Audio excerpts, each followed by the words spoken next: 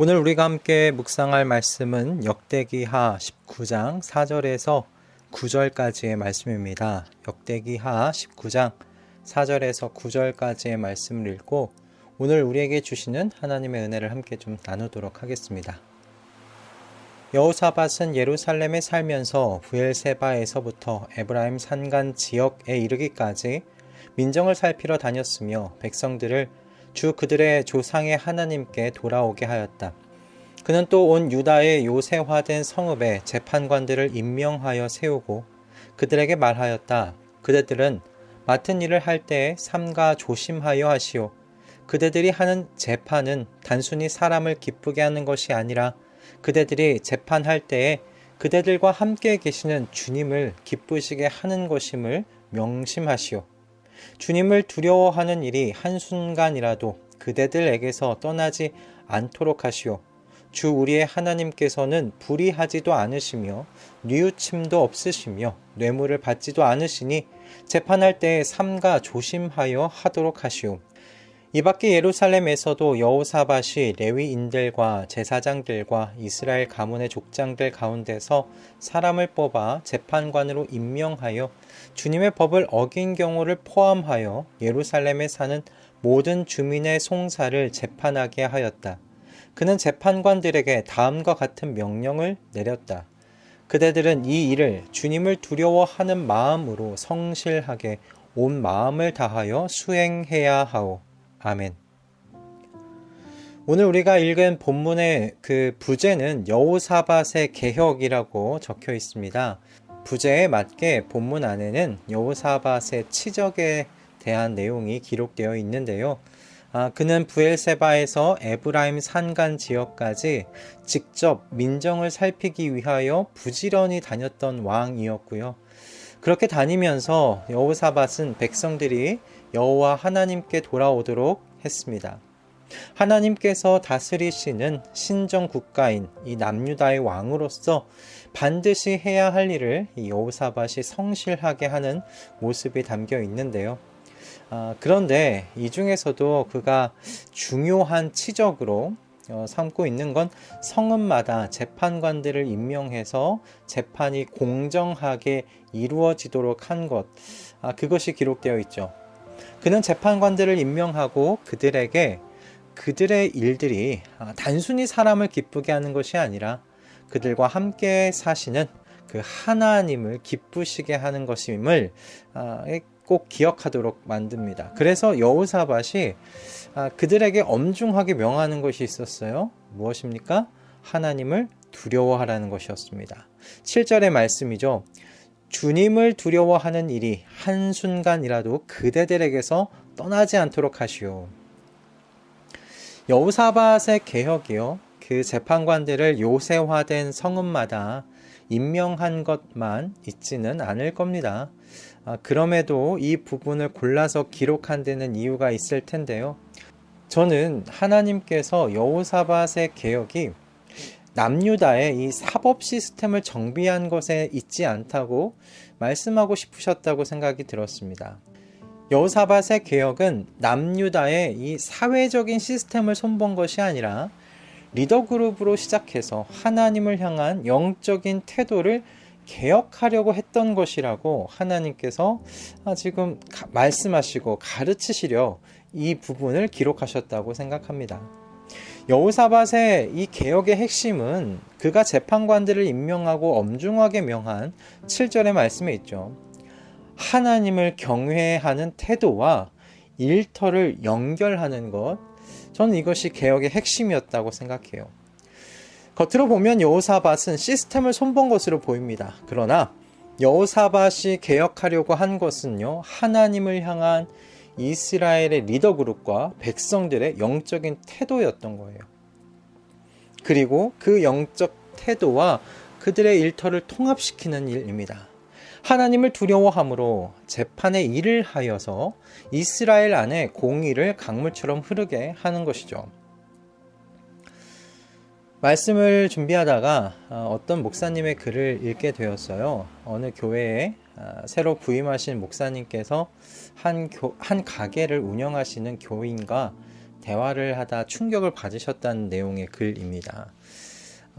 이 부임하신 목사님께서 성도와 이야기하다 충격을 받은 이유는 가게 인테리어나 부품 수리를 교회를 다니는 성도분에게 맡기지 않는다고 하셨기 때문이었어요.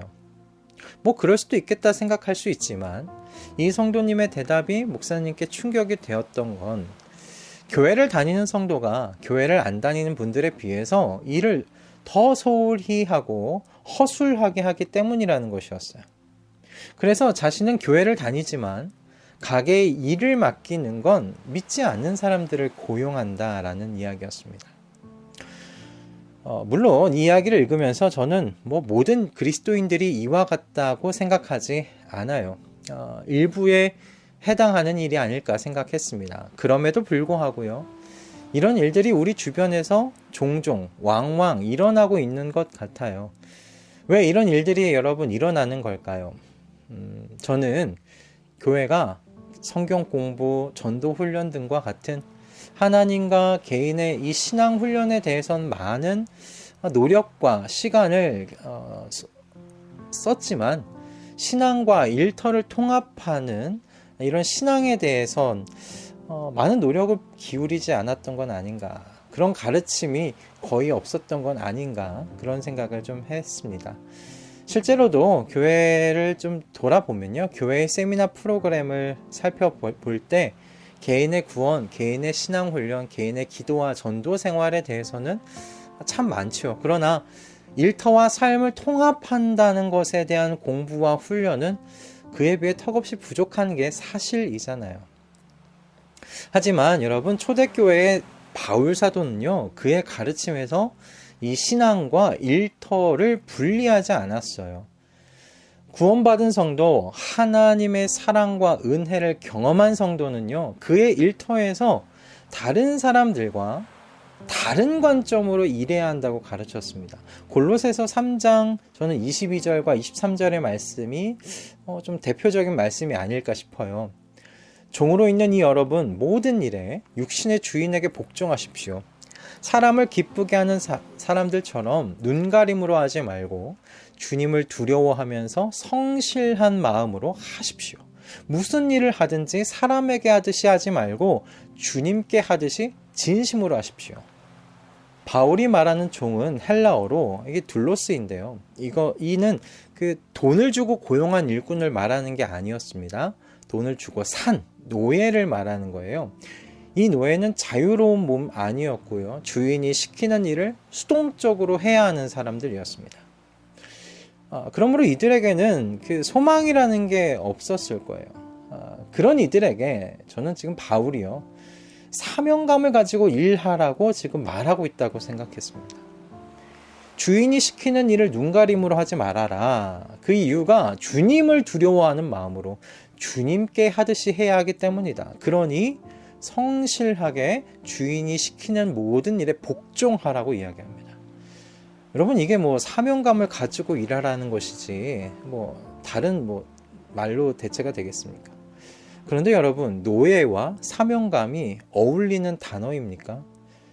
전 어울리지 않는 단어 같아요. 제가 군대에 있을 때, 훈련이 없을 때면 종종 이 막사 주변 작업을 했습니다. 잡초를 뽑고 돌 날라서 벽을 보수하기도 했는데 그 중에 잡초 제거가 제일 많았던 작업이었던 것 같아요. 여러분, 누구도 이 일을요, 사명감을 가지고 하지 않습니다. 대충 하죠. 어우렁더우렁 모여서 잡담하면서 눈 가리고 아웅식으로 합니다. 시간 잘 보내다가 내무반 들어가서 쉬고 싶은 거죠. 저는 이것이 사람 마음이라고 생각합니다. 아마 노예들의 마음도 비슷하지 않았을까요? 그런데 바울 사도는 그래서는 안 된다는 거예요. 주님을 두려워하는 마음으로 어떤 일이든지 주님께 하듯이 진심으로 해야 한다는 겁니다. 잡초를 뽑는 것과 같은 이 별 볼 일 없어 보이는 일도 그렇게 해야 한다는 거예요. 이처럼 별 볼 일 없어 보이는 일에도 성실하게 진심을 담아서 일하려면 무엇이 필요하겠어요? 사명감이 필요하죠. 그리고 여러분, 이 사명감은 어디서 오냐면 하나님을 경외하는 영적인 태도에서 나온다라는 겁니다. 성도들은요, 하나님을 경외하는 마음이 그저 하나님에 대한 나의 개인적인 신앙에 한정되어 있다고 여러분 그렇게 생각하지 마십시오. 하나님을 경외하는 이 영적 태도가 신앙과 일터를 통합시키는 전 접착제와 같다라고 생각합니다. 하나님을 진심으로 경외할 때 성도는요, 일터에서 어떤 일이 주어지든지 하나님 앞에서 하듯 할 수 있습니다. 여호사밧의 개혁이 바로 이 개혁이었어요. 재판하는 것과 신앙이 분리될 수 없다는 거죠. 재판과 하나님을 경외하는 이 영적 태도는 분리가 아니라 통합되어야 한다고 이야기한 거죠. 이 말씀이 신앙과 일터를 통합하여 가는데 좋은 예시가 되었으면 좋겠습니다. 진정한 개혁은 시스템을 수정하고 변화시키는 것 아닙니다. 사람을 변화시키는 것이 진정한 개혁이라고 믿습니다. 그리고 하나님께서 바로 이 일을 예수 그리스도를 통해 성령 하나님으로 말미암아 우리 안에서 이루어 가고 계신 줄 믿습니다. 하나님의 손에서 우리 모두의 내면이 개혁되어 나아가기를 이 아침에 기도합니다. 그래서 우리의 일상과 신앙이 분리되지 않고 하나가 되는, 통합되는 우리 모든 가족들의 영광스러운 삶 되기를 주님의 이름으로 축복합니다. 기도하겠습니다. 주님, 여호사밧의 개혁은 신앙과 일터를 통합하는 것이었고, 그러기 위해 하나님을 경외하는 영적 태도를 갖도록 하는 개혁이었습니다. 주님, 저희 가족들 안에서 이와 같은 개혁이 일어나게 하시고 꾸준히 이 개혁의 일을 주님께서 이끌어가 주시옵소서. 주님을 두려워하는 마음으로, 주님을 경외하는 마음으로 우리에게 주어진 그 모든 일을 감당하게 하여 주시옵소서. 사람에게 하듯이 눈가림으로 하는 것이 아니라 하나님께 하듯이 진심으로 하는 우리 모두의 삶의 자리가 세워질 수 있도록 주님 역사하여 주시옵소서. 예수 그리스도의 이름으로 기도드립니다. 아멘.